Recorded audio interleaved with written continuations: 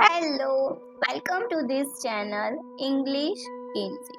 અને તમને ખબર છે આજે હું તમને કયો ટેન્સ સમજાવવાની છું? Present perfect continuous tense. સૌથી પહેલા આપણે એ જોવાનું છે કે પ્રેઝન્ટ પરફેક્ટ કન્ટિન્યુઅસ ટેન્સ બને કેવી રીતે. તો પ્રેઝન્ટ પરફેક્ટ કન્ટિન્યુઅસ ટેન્સમાં હેવ અથવા તો હેઝ એની સાથે આપણે બીન મૂકવાનું હોય છે, એટલે કે ટુ બી નું last form, third form of to be, એટલે કે બીન મૂકવાનું અને એની સાથે જે મેઇન વર્બ હોય છે એનું આઈએનજી વાળું રૂપ મૂકવાનું હોય છે. ધારો કે તમે મૂવ યુઝ કરતા હોય વર્બ, તો અહીં શું આવશે? Have been moving. હવે આપણે પ્રેઝન્ટ પરફેક્ટ કન્ટિન્યુઅસના ઉપયોગ વિશે જાણી લઈએ. સૌથી પહેલા તો એનો ઉપયોગ થાય છે અગાઉ શરૂ કરેલી ક્રિયા બોલતી વખતે પણ ચાલુ હોય તો આપણે આ ટેન્સનો ઉપયોગ કરવામાં આવે છે.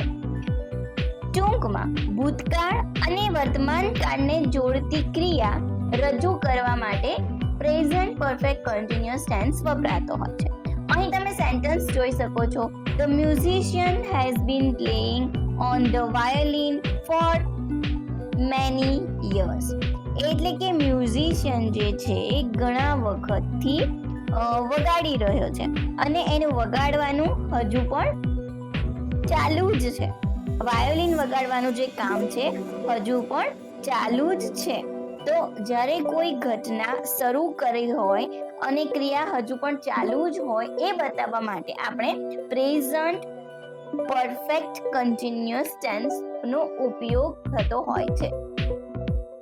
બીજો એનો યુઝ છે અગાઉ શરૂ થયેલી ક્રિયા હમણાં જ પૂરી થઈ હોય, મતલબ કે કોઈ ક્રિયા ચાલુ થઈ હોય અને એ હમણાં થોડી વાર પહેલા જ ખતમ થઈ હોય, પૂરી થઈ હોય, તો એને બતાવવા માટે પણ આપણે પ્રેઝન્ટ પરફેક્ટ કન્ટિન્યુઅસ ટેન્સનો યુઝ થતો હોય છે.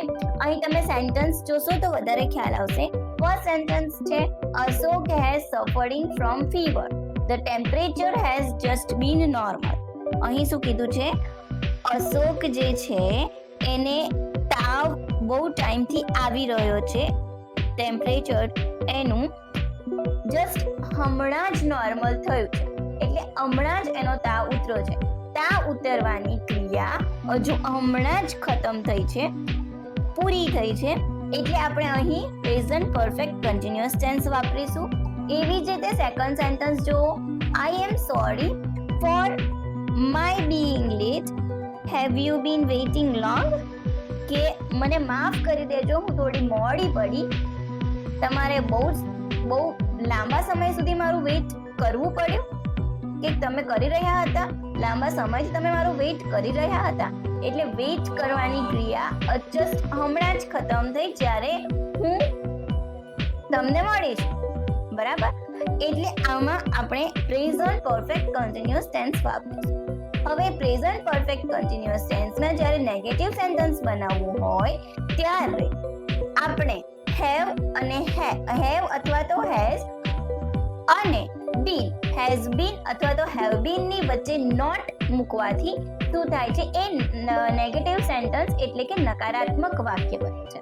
અહીં સેન્ટેન્સ છે Rahim has not been repairing this machine. Rahim આ મશીન રિપેર કરતો નથી. રિપેર કરવાની ક્રિયા છે એને બહુ ટાઈમથી બંધ કરી દીધેલી છે, તો હવે એ આ મશીન રિપેર નથી કરી રહ્યો. તો આપણે શું કર્યું? હેઝ અને બીનની વચ્ચે નોટ મૂક્યું, જેથી એ નેગેટિવ સેન્ટેન્સ બની ગયું. જ્યારે ક્વેશ્ચન બનાવવાનું હોય ત્યારે શું કરવાનું છે? તો જ્યારે ક્વેશ્ચન સેન્ટેન્સ બનાવવાનું હોય ત્યારે હેવ અથવા તો હેઝ ને આપણે આગળ લઈ લેવાનું છે. એના પછી સબ્જેક્ટ આવશે અને એના પછી બીન અને પછી ટુ બી નું આઈએનજી વાળું ફોર્મ. ઓકે, અહીં સેન્ટેન્સ છે has Rahim been repairing this machine. શું રહીમ આ મશીન રિપેરિંગ કરી રહ્યો છે? આપણે એક ક્વેશ્ચન પૂછ્યો છે, તો ક્વેશ્ચન માટે તમે જોયું કે હેઝ આપણે આગળ લઈએ. એવી જ રીતે ફર્સ્ટ પર્સન, સેકન્ડ પર્સન અને થર્ડ પર્સન માટે સિંગ્યુલર અને પ્લુરલમાં શું અને કેવી રીતે આપણે પ્રેઝન્ટ પરફેક્ટ ટેન્સ બનાવવાનો છે એ હું તમને અત્યારે ડિટેલમાં સમજાવીશ, જેથી તમે બરાબર ધ્યાન રાખજો. ફર્સ્ટ પર્સન સિંગ્યુલર એટલે કે આઈ સાથે ઓલવેઝ હેવ આવતું હોય છે. I have been walking. શું કર્યું? હેવ પછી બીન અને આઈએનજી વાળું ફોર્મ. એવી જ રીતે પ્લુરલ હોય, ફર્સ્ટ પર્સન પ્લુરલ હોય તો આઈ નું શું થઈ જશે? વી. તો વી ની સાથે હેવ આવશે. We have been walking. Second person singular તો યુ અને યુ ની સાથે always have. You have been walking. એવી જ રીતે સેકન્ડ પર્સન પ્લુરલ હોય તો પણ યુ અને યુ ની સાથે હેવ આવશે. You have been walking.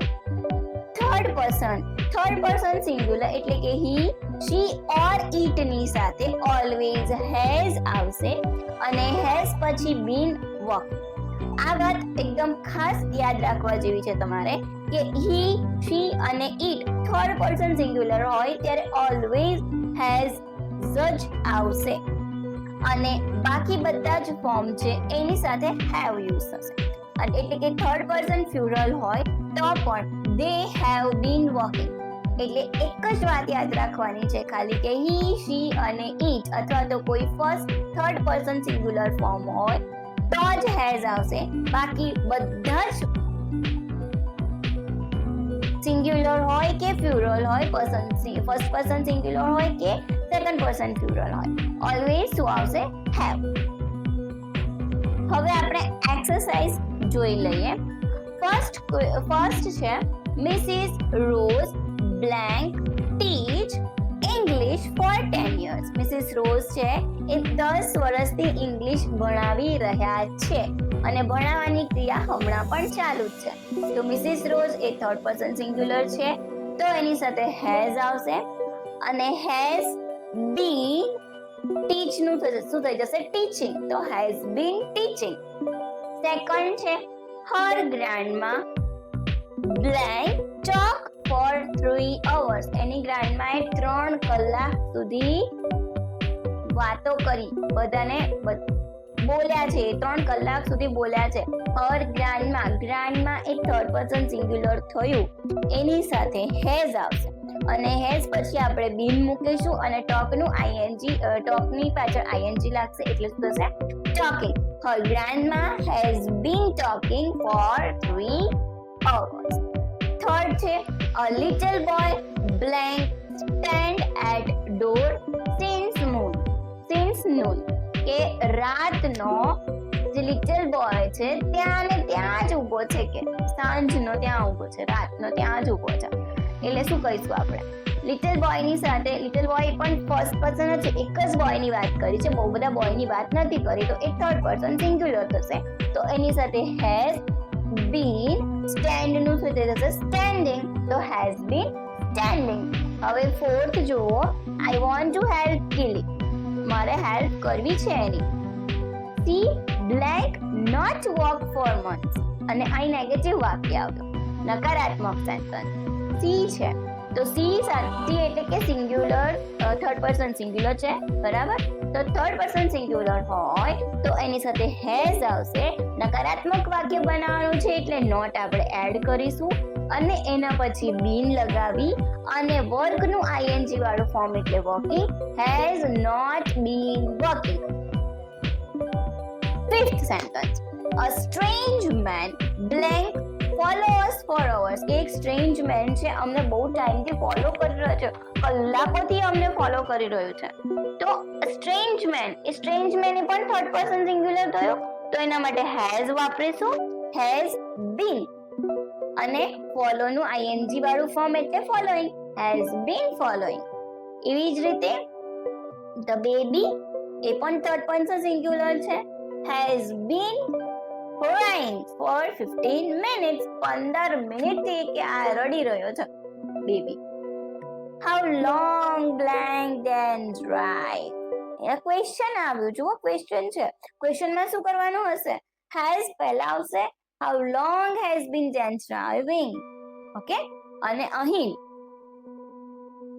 you watch. You છે, યુ એટલે સેકન્ડ પર્સન સિંગ્યુલર થયું, બરાબર. સેકન્ડ પર્સન સિંગ્યુલર હોય તો હેવ આવશે. ક્વેશ્ચન છે એટલે હેવ પહેલા આવશે. હેવ યુ અને પછી watching. Have you watching me? Okay.